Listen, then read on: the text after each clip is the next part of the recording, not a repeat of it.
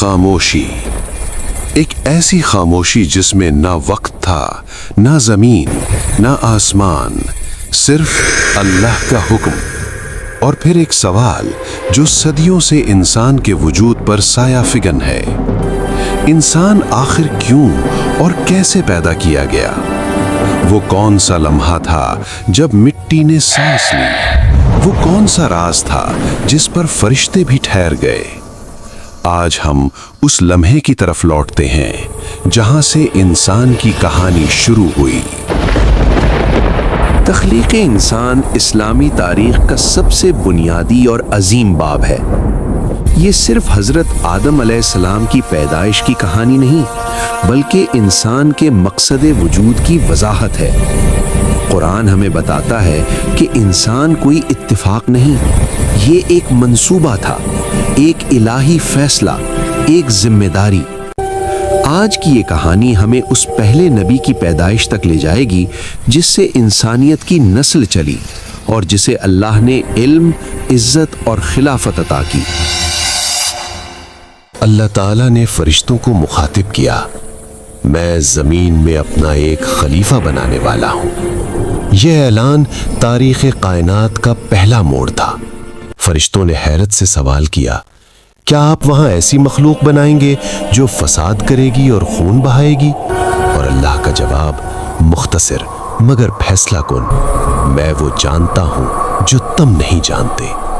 یہ وہ لمحہ تھا جب انسان کی تقدیر لکھی جا چکی تھی، مگر انسان خود ابھی وجود میں نہیں آیا۔ زمین خاموش تھی، پہاڑ، میدان، ریگستان، سب اللہ کے حکم کے منتظر۔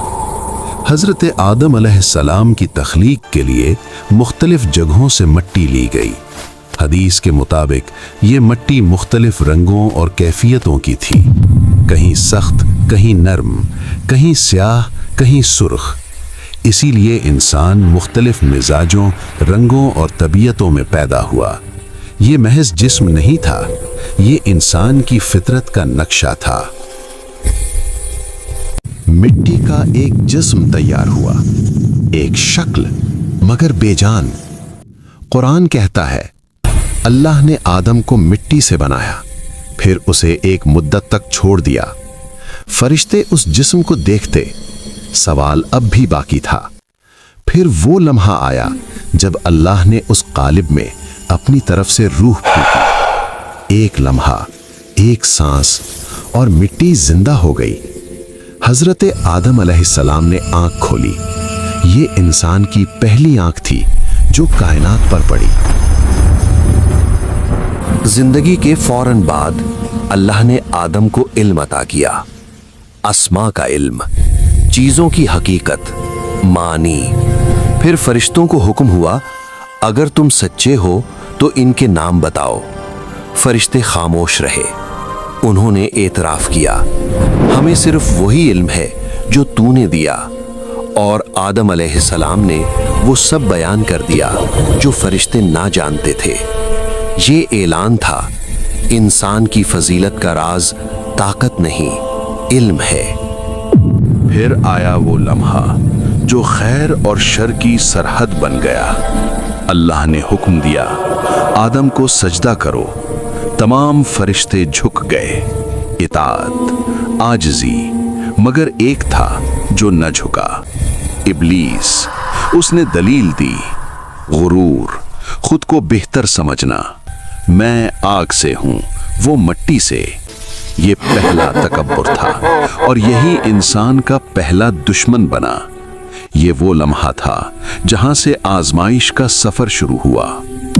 حضرت آدم علیہ السلام کی پیدائش ہمیں ایک واضح پیغام دیتی ہے: انسان کی اصل مٹی ہے، مگر عزت علم اور اطاعت میں ہے۔